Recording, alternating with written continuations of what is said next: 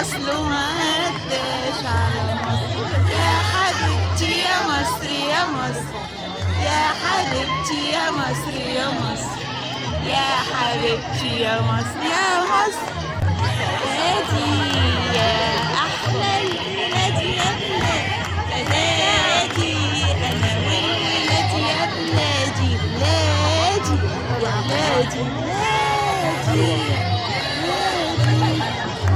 حبيبتي يا مصر يا مصر يا حبيبتي يا مصر يا مصر يا حبيبتي يا مصر يا مصر.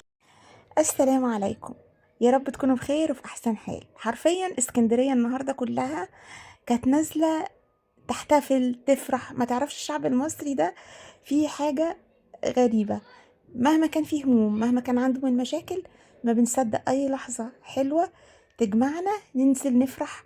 مش بس كده، ده في حب مصر، في حب بلدنا.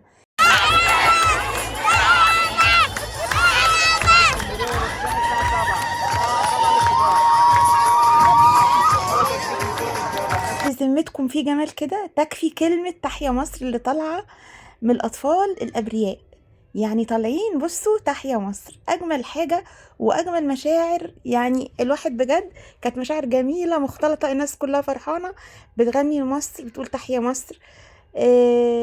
افتتاح المتحف المصري الكبير طبعا دي حاجة تدعو للفخر والاعتزاز، الاعتزاز ببلدنا. بلادي يا أحلى البلاد يا بلادي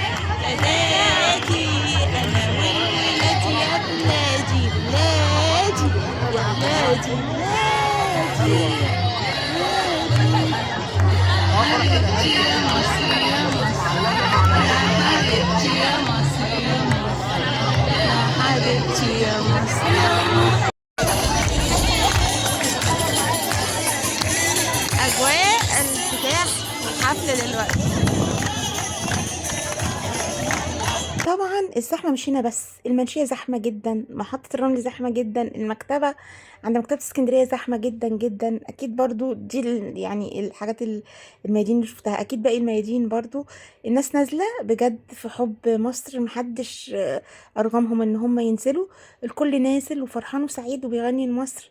دي الحاجة الحلوة اللي بجد بتجمعنا، حب بلدنا. احنا مهما كنا زعلانين بقى من مشاكل، من هموم، غلاء اسعار، كل الحاجات اللي بنواجهها، كل السلبيات، بس كلنا مجتمعين على حاجة واحدة، حب تراب البلد دي.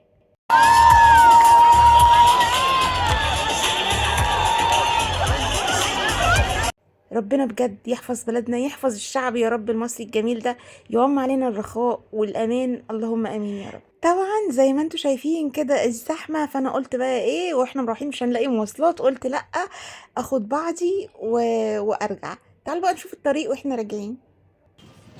طبعا والطبيعي مفيش كلام يتقال، الدنيا زحمة موت، مشاريع زحمة جدا، الملاكي، الناس في الشارع، بجد كأنه يوم عيد الحقيقة يعني.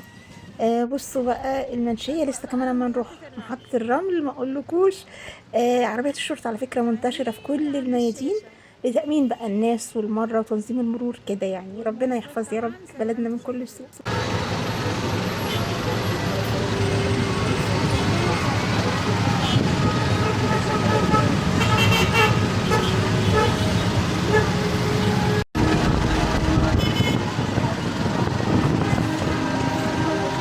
متابعة الاحتفال،